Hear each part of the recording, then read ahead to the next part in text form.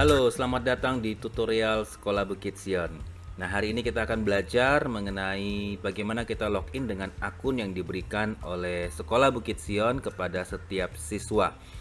Ada dua cara untuk kita login ke akun Microsoft yang diberikan oleh sekolah. Yang pertama adalah kita bisa langsung login dengan mengunjungi website yang sudah disediakan oleh pihak Microsoft. Yang kedua adalah kita bisa download aplikasi yang akan kita gunakan di komputer kita dan kita baru login setelah itu. Nah, kita akan lihat satu persatu. Yang pertama adalah kita akan coba untuk login via web browser. Pertama-tama kita buka web browsernya kita, kemudian kita ketik office.com. Kemudian tekan enter. Nah, ini adalah tampilan dari website office.com.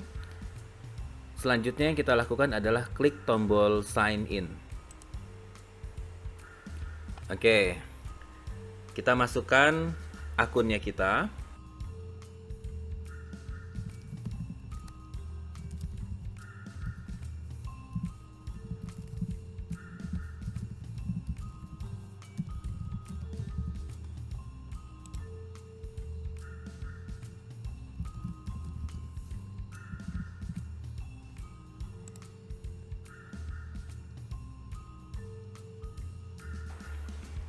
Password yang diberikan oleh sekolah hanya untuk pertama kali kita login.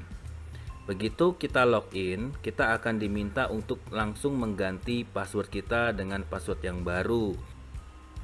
Nah, ini adalah tampilan setelah kita login. Kita bisa melihat beberapa apps. Setelah kita ada di dalam akun kita langsung saja klik Teams di sini.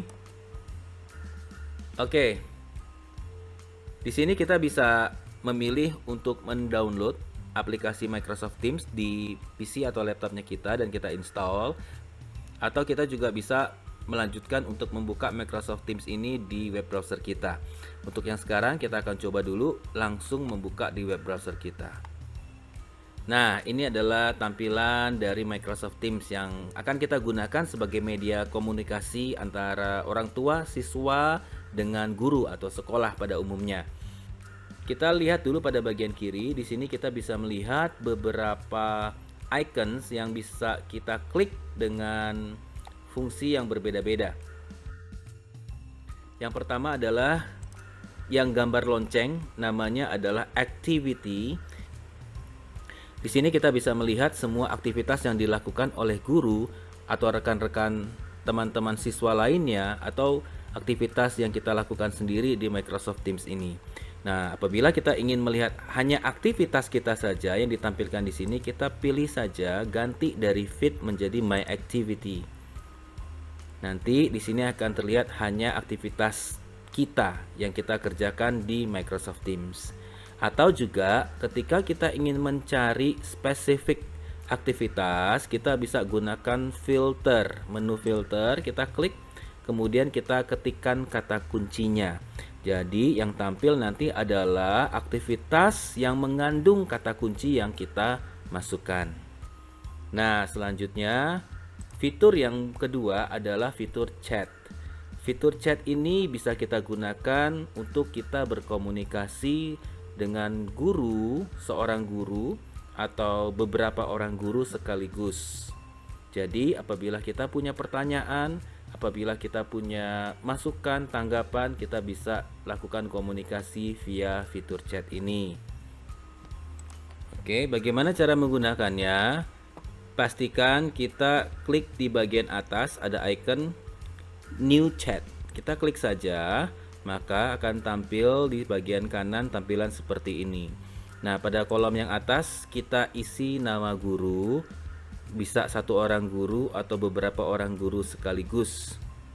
Misalnya saya ingin berkomunikasi dengan Mr. Handi, maka saya akan ketikkan namanya Handi.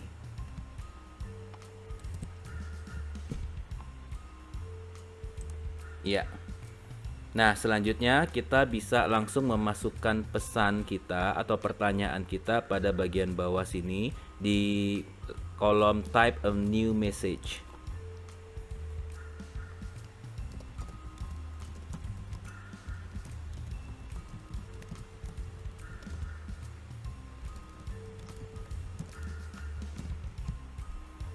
Setelah kita memasukkan message kita atau pertanyaan kita, kita klik pada bagian kanan ada icon tanda panah, icon send. Kita bisa langsung klik send. Nah, maka kita akan lihat bahwa pesan kita sudah terposting. Nanti tinggal tunggu jawaban dari Mr. Handi. Oke, selanjutnya, fitur selanjutnya kita akan lihat ke fitur Teams.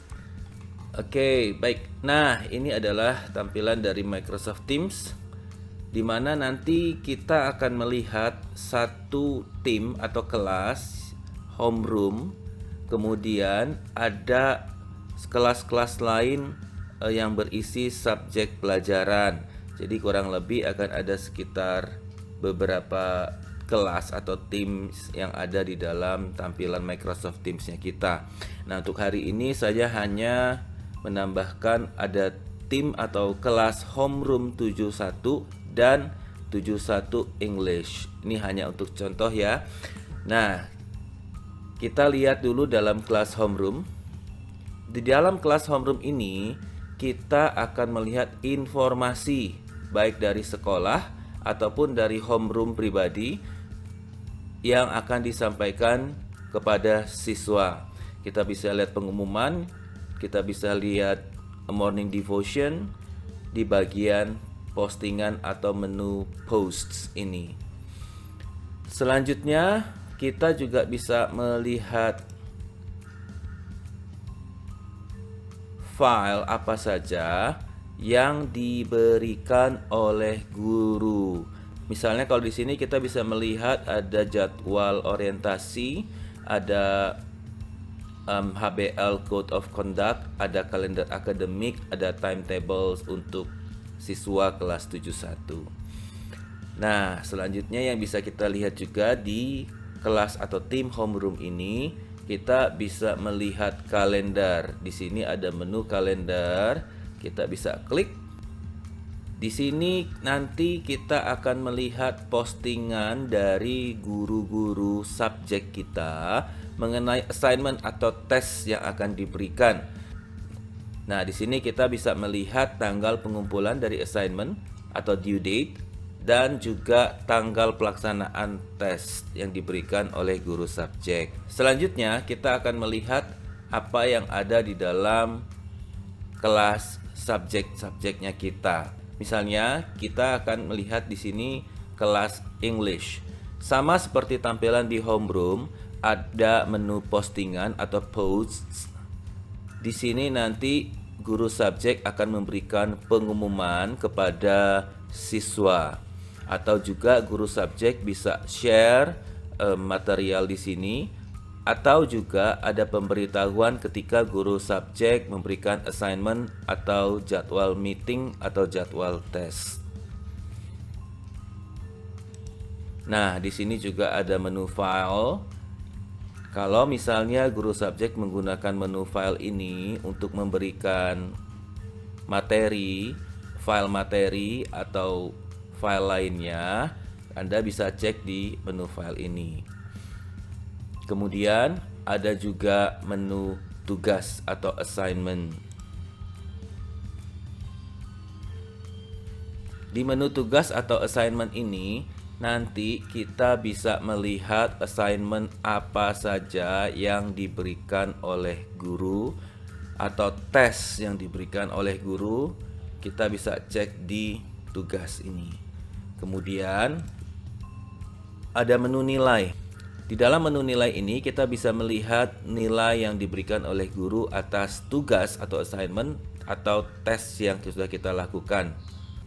Selain itu juga kita bisa melihat assignment atau tugas yang diberikan di fitur bagian kiri ini, di fitur tugas atau assignment.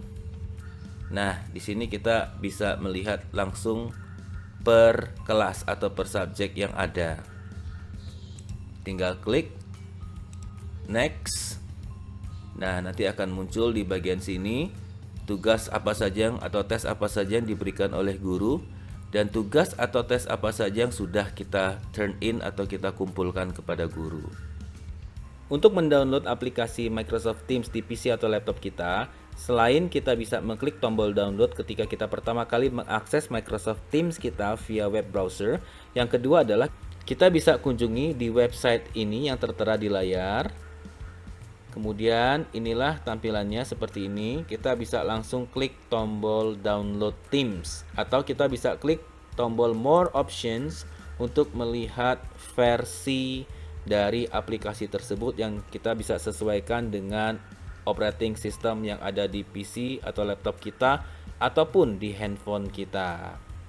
Nah, ini adalah tampilan Microsoft Teams yang ada di PC atau laptop kita. Baik, demikianlah tutorial Microsoft Teams pada saat ini. Untuk menggunakan fitur-fitur yang selanjutnya nanti akan diberikan pelatihan kepada siswa di waktu ke depan.